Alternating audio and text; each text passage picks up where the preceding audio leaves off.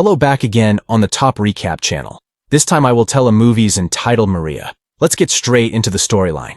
At the start of the film, a female mafia hitwoman named Lily is on a mission to eliminate a wealthy businessman suspected of interfering with her boss's operations.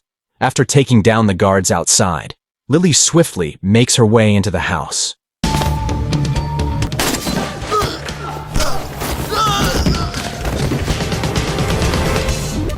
With her deadly skill, she eliminates the guards inside as well.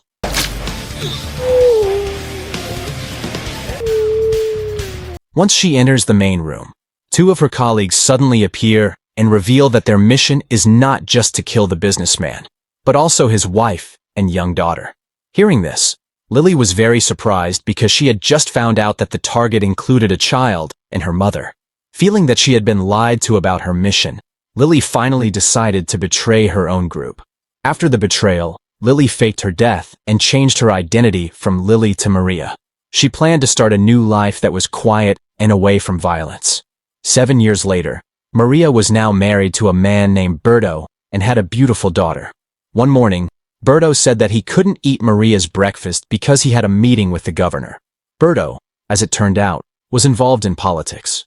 Maria, who had already prepared breakfast, jokingly said that perhaps the governor might also be having breakfast with his wife. Most important meal of the day. Breakfast.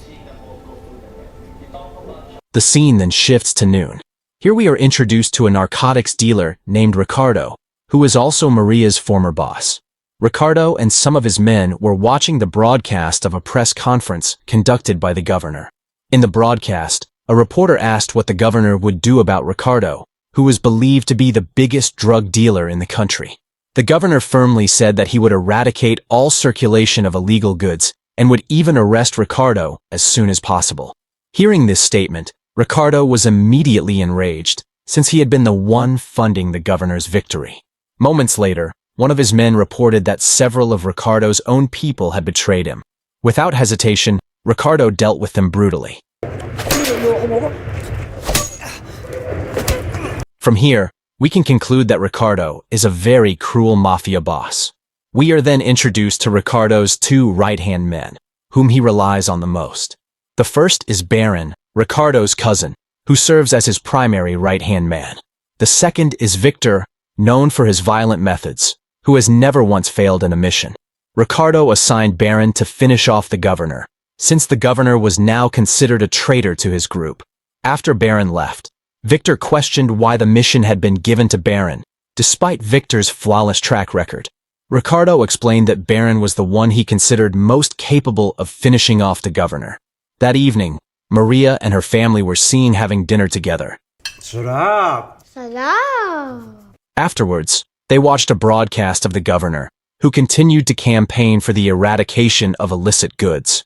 Berto mentioned that, at the next campaign event, he would invite Maria and their daughter to attend. He also said that his younger brother would be present at the event. Long story short, the campaign took place. Maria greeted her sister-in-law and then took some time to walk around with her daughter. However, one of Baron's men was secretly taking photos of the people at the event and sent them to Baron. They were simply monitoring those who supported the governor. But when Baron checked the photos, he was shocked to discover that Maria, alias Lily, was still alive. He immediately ordered his man to find out where she was. Her! Where is she? Fortunately, at that time Maria and her family had already left the venue. At home, Berto repeatedly rewatched the governor's campaign speech, as he admired the man greatly. Suddenly, Maria turned off the television. She looked upset because Berto seemed more concerned with the governor than with his own family. Maria also knew something Berto didn't. The governor he so admired had worked with Ricardo. The next day, Berto apologized to Maria for being so busy with his career. He even canceled his meeting with the governor, choosing instead to spend time with his family. Maria, in turn, apologized as well, realizing that her words the previous night might have hurt him. At last, the two reconciled. Meanwhile, Baron was gathering his men. He ordered them to find Maria's whereabouts, while also assigning one assassin, named Maru, to keep targeting the governor. The mission is simple. You find them, you bring them to me.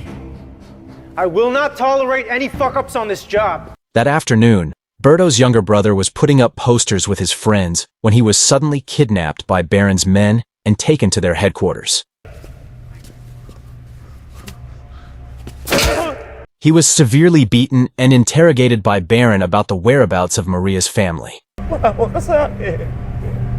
I just have to make sure that I get everything that I need from you. Meanwhile, in the afternoon, when Maria was shopping at the Sunday market, she realized she was being watched by Baron's men. Maria tried to escape, but because she was tired of running, she eventually decided to fight back.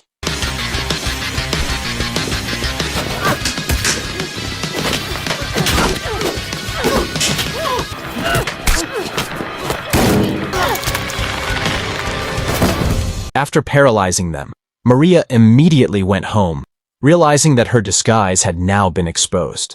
Arriving home, Maria told Berto and their child to immediately pack. Berto was confused about what was happening, but Maria said she would explain later because they had to leave at once. Unfortunately, just as they were about to leave the house, Baron appeared and managed to take Berto hostage. What do you want? He then ordered Maria, alias Lily, to put down her gun. Mommy! At that moment, the little girl approached Berto, and without hesitation, Baron immediately shot Maria's daughter. Devastated by Baron's cruelty, Maria and Berto tried to fight back.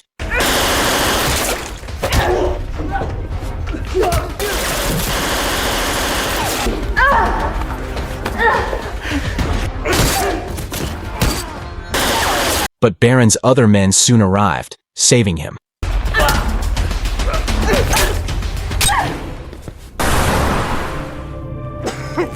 Inside the chaos, Baron turned out to be unharmed because he had been wearing a bulletproof vest. Maria was left shattered, as her little family was now gone. Berto also died from losing too much blood.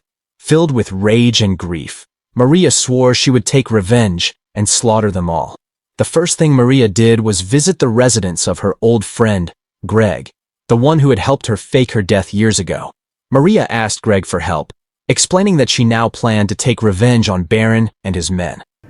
Hindi niyo ba ako pwedeng bigyan ng kunting katahimikan sa putang inang buhay na to? Greg tried to advise her, saying that if he were in her place, he would not seek revenge but instead run away to a small town and build a peaceful life. Maria replied that she had already built a small, happy family, but that family had now been slaughtered by Baron. Hearing this, Greg, who had initially advised against revenge, finally said that if that was the case, Maria should indeed kill them all. On the other hand, Baron sent one of the assassins, Meru, to search for Maria at Greg's residence. Baron had already guessed that Maria would come there. He explained to Meru that Greg could not be harmed, since Greg's group had a peace agreement with Ricardo, their boss. Meru's task was only to lure Maria out.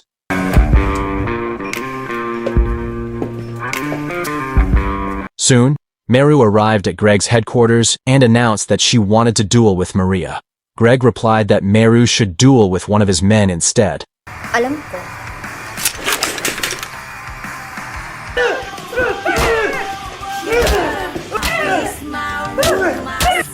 After killing Greg's man, Meru left, boasting that she was better than Maria and would wait for her at a nightclub.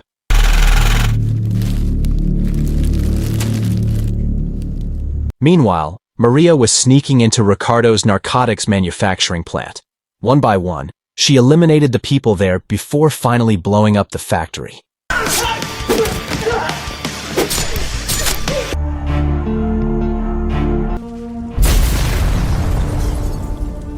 Later, at Greg's residence, Maria was seen watching the news about the explosion. Greg warned her that her actions would certainly provoke greater conflict with Ricardo's group. He also informed her that Meru had challenged her to a duel at a nightclub. Greg then showed Maria his armory, telling her to take whatever weapons she needed so she could finish her mission. Kailangan ko rin pala ng dress. The next night, Maria went to the nightclub to accept Meru's challenge. Meru was delighted to see her arrive. Maria lured Meru into the women's restroom, where a brutal duel took place. I don't get it. Hindi ka naman maganda. Huwag mo nang sayangin ang pagod mo.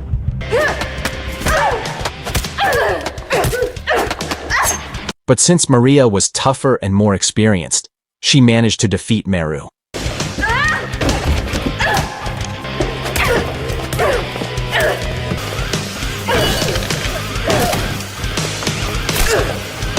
After finishing Meru, 2 guards who heard the commotion entered, forcing Maria to kill them as well. She then went to see the nightclub owner, who turned out to be Baron's younger brother. Ikaw pala si Lily. Maria asked where Baron was, but instead of answering directly, he handed her a cell phone, saying Baron would definitely call it. As Maria was about to leave, Baron's brother said he left his greetings for Maria's family, a remark that only fueled her fury. The next day, Ricardo sent Victor, his other right-hand man, to finish off the governor, since Baron was now assigned to handle Maria. Hearing this, Victor complained, asking why Ricardo hadn't sent him first. He expressed disappointment that Ricardo continued to favor Baron over him. Annoyed, Ricardo yelled at Victor, telling him not to talk too much. On the other hand, while Maria was relaxing with Greg, her cell phone suddenly rang. It turned out to be Baron. He said that he would wait for Maria at a dock in the evening. After that, Baron contacted Victor, asking him and his man to help finish off Maria, considering that Maria was a very tough opponent and had once been their senior. But Victor had other plans. He intended not only to eliminate Maria, but also Baron and all his men, so that Ricardo would be left with only one right-hand man, himself. That night, Victor's men arrived, pretending to help Baron in dealing with Maria. Baron instructed them to wait, confident that his own men could handle her. Meanwhile, Maria was already at the dock. Without hesitation, she finished off all of Baron's men outside.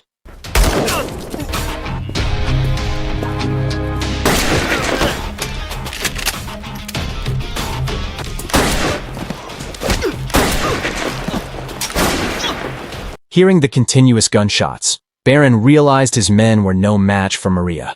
He immediately ordered Victor's men to step in. However, when Victor's men went outside, gunfire erupted inside.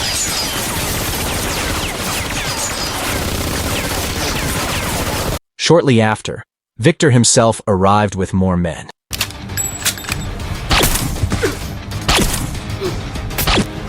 It turns out that the person who shot was Greg. Victor quickly realized Greg was behind the attack. He called Greg and demanded to know why he had broken the agreement, since Greg's group and Ricardo's organization were supposed to have a truce.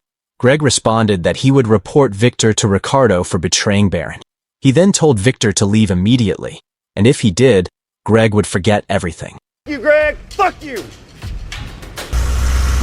Meanwhile, Maria continued eliminating everyone in her path until she finally came face to face with Baron.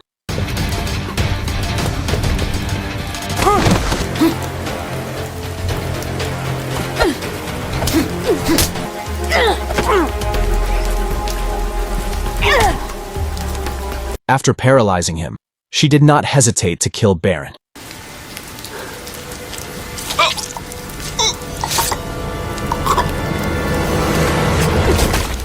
The next day, Ricardo and Victor were seen mourning over Baron's body.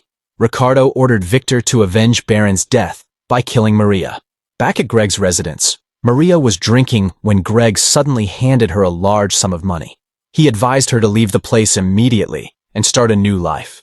Greg added that Victor would not dare to pursue her, since he feared Greg would report his betrayal of Baron to Ricardo.